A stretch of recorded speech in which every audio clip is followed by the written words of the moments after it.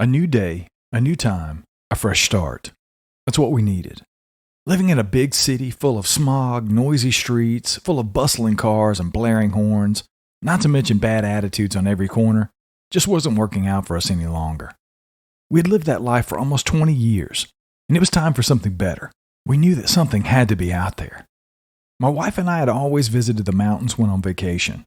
We both loved to hike, fish, and hunt. Coming back home was always depressing. Well, I guess if we're being honest, no one likes to come home from vacation. But for us, there was always an ache in our soul until we got back out there. Nonetheless, we would come home to our corporate jobs and push through, all the while planning for our next trip. We sat down at dinner one night after work, tired and downtrodden, and we made the decision to move as soon as possible. We sat there and planned the whole thing out. We were thrilled to finally be able to leave. We looked all over the place, hoping to find a cabin nestled somewhere in the heart of the forest with hiking trails, small and big game to hunt, as well as a water source to be able to fish. I guess our dream overtook reality. We didn't find the cabin nestled in the heart of the forest with any of those things. But we did find a nice 3-bedroom ranch home that fit our needs about 2 miles out of the woods on a dead-end road. No neighbors in sight, no smog, no blaring horns, no bad attitudes to find. Well, unless they were our own. We had a large expanse of land attached to the rear of our home, and we also purchased the empty lot beside it to ensure nobody else was able to build on it. This was all ours, and all we wanted to finally do was be able to live out our proverbial dream, just me and my wife. About 5 miles down the road was a farm. We enjoyed taking walks in the evening, and one night we walked further than normal, and that's when we found it. The owners were working outside, so we walked over and introduced ourselves. "Hello," I said as I walked over smiling. I reached out to shake his hand. "My name is Mark, and this is my wife, Contessa. It's nice to meet you." My wife interjected. "You can call me Connie," she said as she stuck her hand out to shake theirs as well. "Hi, I'm always glad to meet new people. I'm Marie, and this is my husband, John." "I love your name," Marie said. "I can't say that I've ever heard it before." I knew then that my wife and Marie would hit it off well. We told them that we had recently purchased the home up the road and how we had some land and would love to have something like they had for ourselves one day. They had endless rows of corn and a smaller garden off to the side of their home for other produce like lettuce, carrots, potatoes, etc. They seemed to have it all. They were fully sustained without having to take any trips into town to go to the grocery store. John and Marie were kind, well-mannered, and driven. They were in their early 50s, and their lives revolved around family and farming. Marie was more than excited to take my wife and show her around their garden, and my wife was more than excited to go. John and I stood leaned up against the cow gate, staring off into the distance at the mountains. "So, John, how's the hunting around here?" I asked. "Any good-sized game to be had?" "Well, it's not too bad," he said as he repositioned his ball cap. "You have your deer here, some grouse, rabbits if that's your thing. Enough, I would say. We also live off of our animals, so we have the meat from our cows and chickens that we harvest and fresh eggs every morning. I don't really do too much hunting. I mean, I do on occasion if I get the craving for some deer meat. But I would think if you're primarily going to be hunting for your meats, then there's more than enough to sustain you and your wife here for sure. Do you guys like to fish too?" "We absolutely do. John, is there any good fishing around here since you mentioned it?"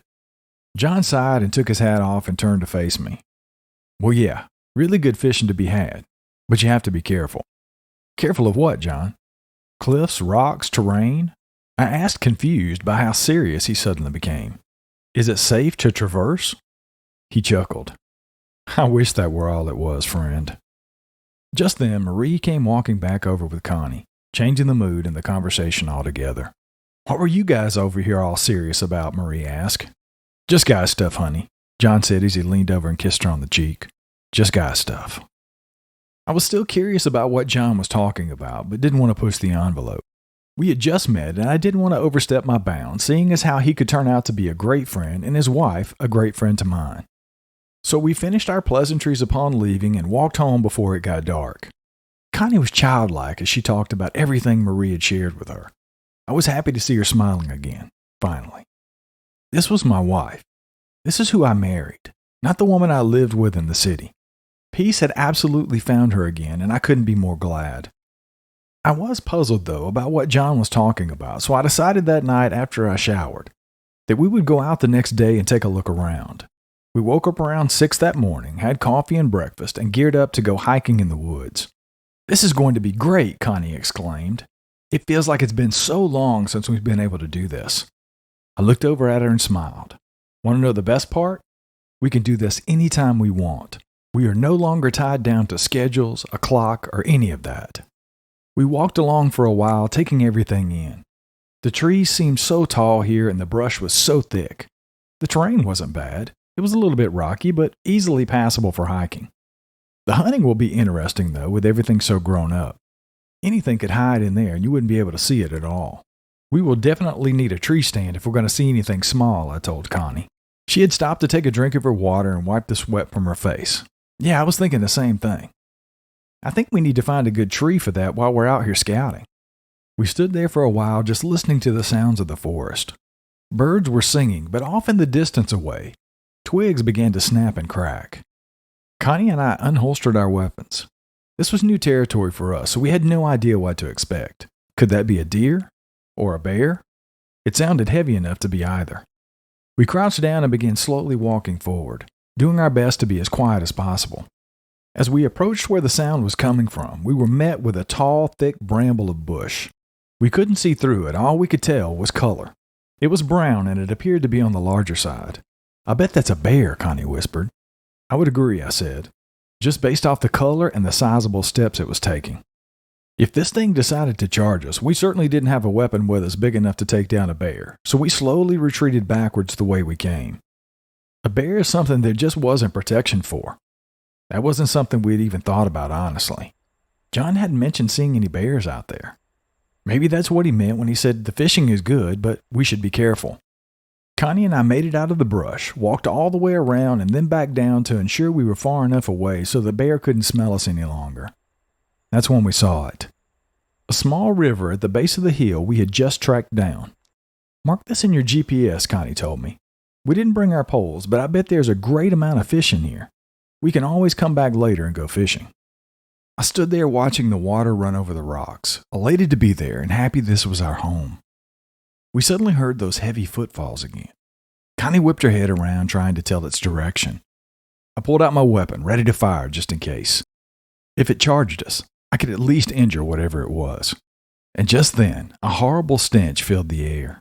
Almost like rotten fish and a dead animal intertwined into one foul odor of its own. I don't remember smelling anything like that near the bear that we saw earlier, assuming it was a bear. "Connie," I said, whispering to her, "this has to be something else." Connie looked concerned. "Well, what else could it be, Mark? It must be that bear, or at least a different one. The only thing is, if it is a bear, it's definitely sick, no doubt about it. It almost smells like a portion of it is decaying, or maybe it's severe infection that we're smelling. Either way, we need to get out of here. If it's some type of rabid animal, they are unpredictable at best. Just make sure the coordinates are marked and let's get out of here." We left the water behind and made our way back towards home. Once we were away from the thick brush and rotten stench, we slowed down our pace. "Well, I can honestly say that was the weirdest hike we've ever had," I said. Connie stopped and took a drink from her water bottle. "Yeah, I would agree. Next time we come up here, we need to bring some bear spray and our bigger rifle." I still have no idea what was bringing that smell on, but it was terrible. "Yes, I'll definitely give you that. I don't think I've ever smelled anything that smelled so foul." "Let me ask you this, though. Did you feel some kind of unease around the river?" I asked Connie. Connie looked at me puzzled. "You mean like scared? Was I scared while we were at the river?" I sighed. "Well, I guess in a way, but it was just an unsettling feeling that came over me after I pulled out my gun. It was almost like I would regret it if I fired. I don't know. Maybe it was just me." We made our way back home, had some lunch, and started planning and measuring everything for our garden. The next evening, we met John and Marie at their house for dinner and went over everything they had done to ensure that their vegetables would survive not only the sweltering summers, but the harsh cold winters as well.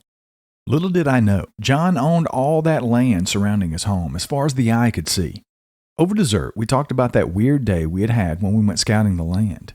We told them about our possible bear sighting, finding the river, and that awful stench. John leaned back in his chair and laid his fork on his plate.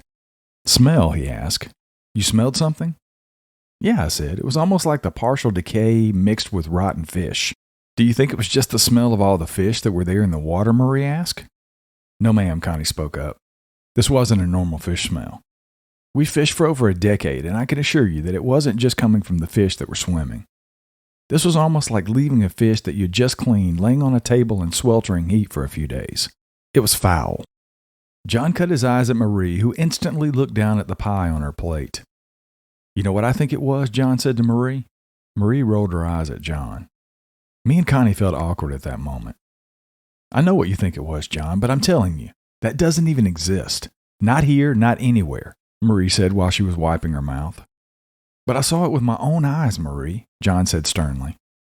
If y'all will excuse me, Marie said, dismissing what John had just said. I'm going to wash the dishes. Here, I'll help you, Connie said as she stood up from the table. John and I sat in awkward silence after the girls left the room. I didn't know what to say at that point, and it seemed that John thought he had said too much. I could hear them in the kitchen talking, but I couldn't make out what was being said. I took a long drink of my beer, and as I set it back on the table, John spoke up. I guess you're wondering what that was all about, huh, Mark, as he glanced over at me. Well, I wasn't going to pry. That's not my business. That's between you and your wife, I said. Come on, John said as he stood up. Let's go sit out on the front deck. We walked past the kitchen, and Marie once again threw a sideways glance at John. Connie smiled, winked, and gave me a shrug of her shoulders. That evening was perfect for sitting out in a rocking chair with a friend. The sky was full of stars with an indigo backdrop which illuminated them that much more. John took a long drink of his beer and set it down at his feet. I guess you really do need to know what's going on. Marie and I talked it over after you and Connie left the first night. She was adamant that she doesn't want me to say anything because she doesn't believe in it and she doesn't want me to scare people off. But I'm telling you now, it's real. That's why the last family left. I'm surprised that they took the time to pack. I cleared my throat and took a drink.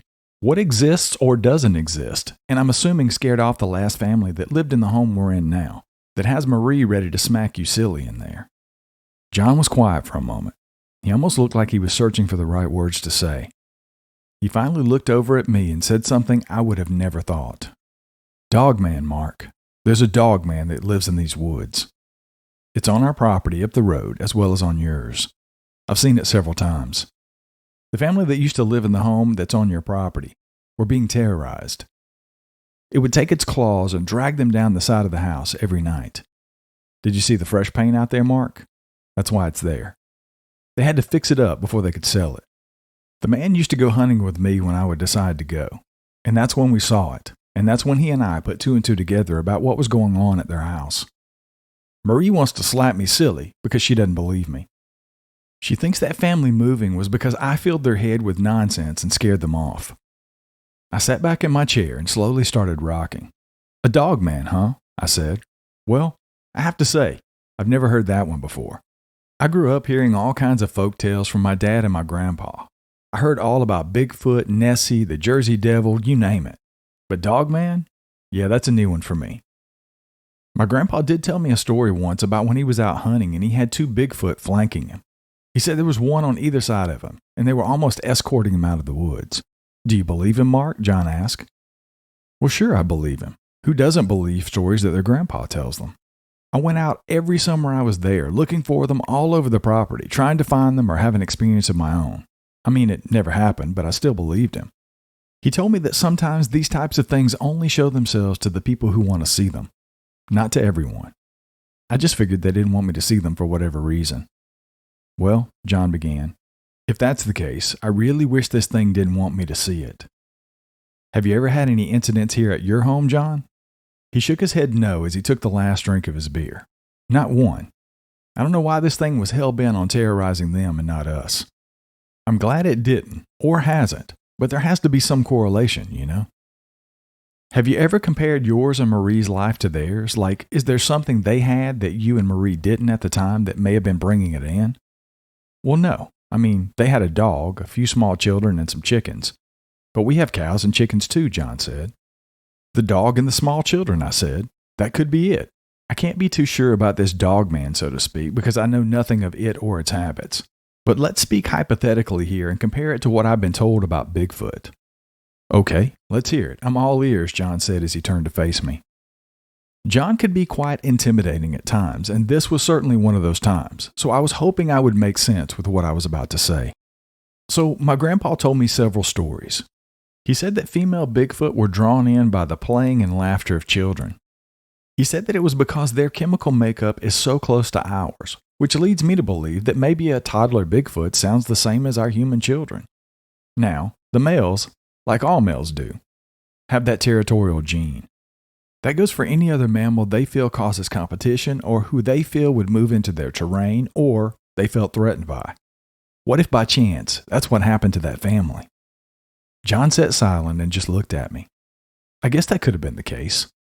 I can tell you that this was no Bigfoot. This was sinister, evil if you will. It had the head of a canine with a long snout. It had a large tuft of hair on the back of its neck, but the body of a man, except for the feet. These prints it left looked like dog prints. It was one of the scariest things I've ever seen.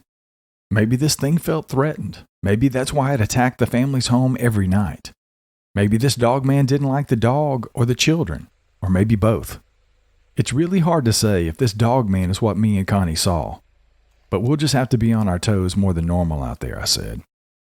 I don't know if there's any firepower that you guys could take out there that would even be able to protect you if you came across this beast again. That's what concerns me. I don't know of anything that would outside of a grenade, John said, wringing his hands together. Shortly after, Marie and Connie came to join us on the porch. John cut his eyes at me as if to say our conversation was over for now, and I caught on to that quickly. It sure is a beautiful night out here, Marie said as she sat down. It really is, Connie replied. Almost a shame we have to head home. I stood up to join my wife. Yep, time to go. It's getting late. I want to get to work first thing on the plans we worked out to start our garden. Thank you guys so much for everything. The information as well as the dinner. It was all great, and I look forward to seeing you all again soon. On the ride home, Connie told me that Marie was so upset, and I shared with her what John had told me. Well, maybe not all of it. I told her just enough to where it would line up with what she had heard from Marie. I didn't go into any detail about the attacks on the house or any of that. I honestly don't know how she would react to that, and I don't want her to be afraid that something like that was going to start coming around again since we had moved in. Who knows? Maybe this beast thinks we're the same family that used to live there.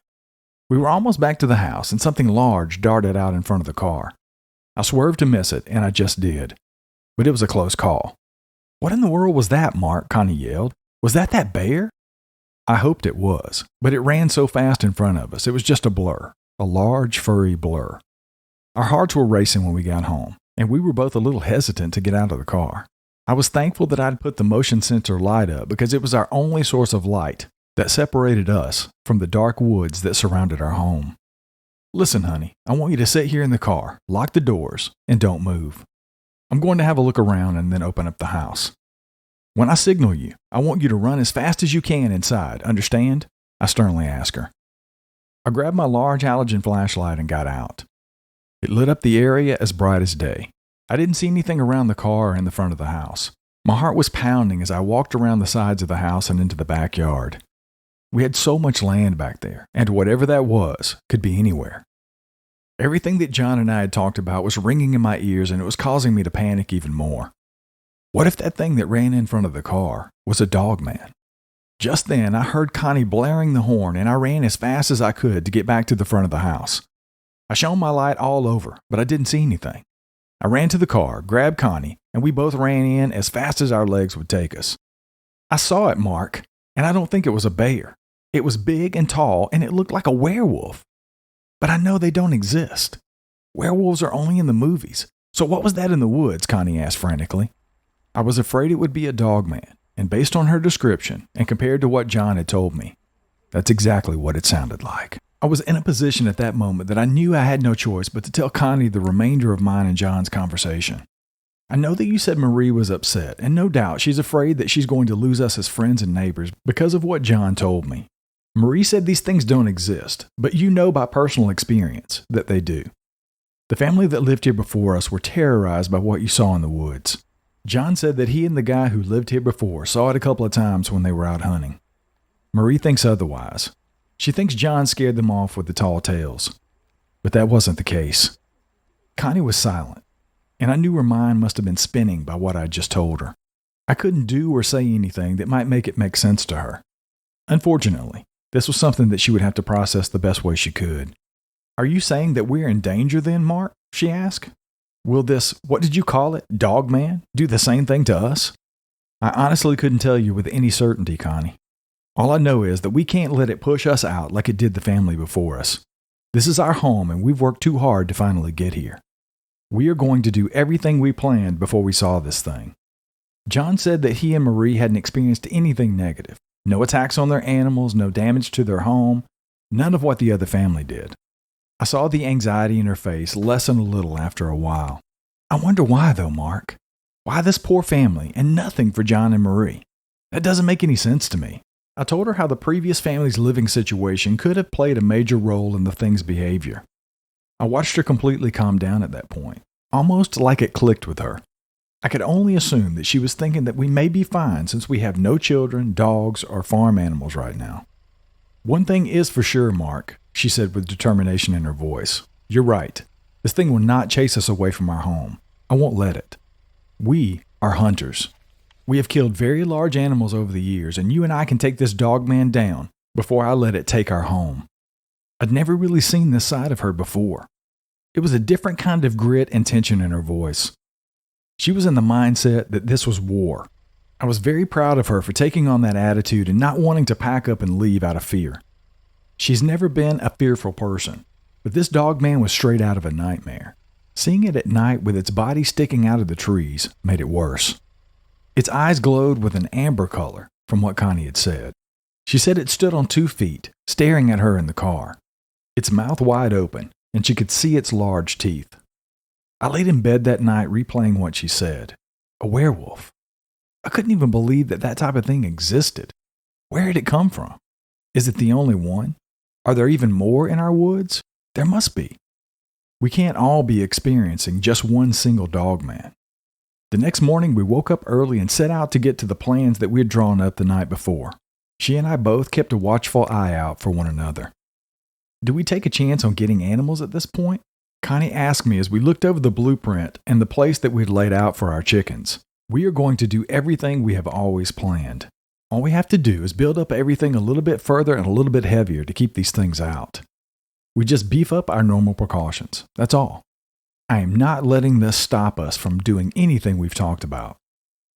I really want to talk to Marie, Connie said as she gathered up all the chicken wire. She has to know that John is telling the truth, and maybe, if it's coming from me, she'll believe it. I knew that that was a possibility, but getting someone to believe this would be easier said than done. If Marie doesn't believe in these things or any of the cryptids, I don't know if Connie will be able to convince her either. But I also know Connie's mindset, and she'll do her absolute best. Look, Marie, I know how ridiculous this sounds, Connie said at our house over dinner a few days later. I also know it sounds like a half-cocked idea that maybe came from some drunk hunters out in the woods one night. But I saw this thing with my own eyes. I felt the fear that it puts off. I've dreamed about it every single night since I saw it. It is a real thing. John saw it, the previous neighbors saw it, and now we have too. John didn't run that poor family off, Marie. They were chased off this property by a Dogman. I was waiting for Marie to storm off from the table as she did before, but she didn't though. She sat there quietly, looking at all of us. John reached over and laid his hand on her arm. You could see the wheels spinning. I don't expect you to instantly believe what we're saying, Marie, John said.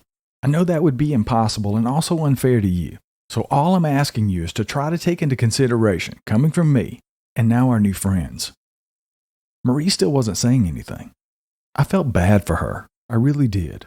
I almost felt like we were having a Dogman intervention with her. I guess we really were, though, if you think about it. But I know this is a big pill to swallow. John was so sincere with her, and I could only hope that it would help her to be more open-minded to this. Finally, Marie broke her silence that was hovering over us. It wasn't something any of us expected her to say. I know the stance that I've taken, she began. This is the stance I had to take, though. A protection mechanism for myself. I know these creatures exist. I too have seen them. But not here, and I've never told anyone, not even you, John. And I'm sorry, she said. Silence once again surrounded all of us as we sat stunned about what she had just said. You've seen them? John asked. Where? When? I grew up on a farm, that you know. But I experienced one when I was helping my mother hang clothes up on the line one morning. It either didn't know I was there, or it just didn't care. It was like seeing a tall German shepherd walking on 2 feet near the wood line behind our house. I didn't know what it was or where it came from, but I was so afraid. I ran into the house, leaving the clothes in the basket outside. My mother, of course, didn't believe me. The only thing I could do to feel comfortable about going back outside was to convince myself that I was seeing things and that what I saw didn't really exist. Did you see it any more after that? Connie asked. I did, unfortunately, but it had been a few years from the first time I'd saw it. I was packing up my car and heading off to college, and I saw it walking out in the woods, carrying a deer. Once I left, I never looked back, and I swore to myself that I was only seeing things again. When John came to me about this, I instantly dismissed it, because if not, the fear would have been dredged up again, and I wouldn't feel comfortable living in my own home. I told myself that this creature that everyone was seeing must just be a wolf, just a normal, everyday wolf that is perfectly normal and natural. Dogmen don't exist, and that's final. As soon as she finished that sentence, however, something happened that couldn't be dismissed. A loud scraping sound echoed throughout our house. I instantly thought of what John had said about the beast scraping the sides of the house when the old neighbors lived here. Is that what the sound was? The claws of this dogman? Connie and I jumped up from the table. John ran to the windows to close them and make sure they were secure. Marie sat in fear at the table, not moving. I ran and got 2 guns, one for me and one for John. Connie, you stay with Marie, I said as I was making sure that my gun was loaded. John and I are going outside.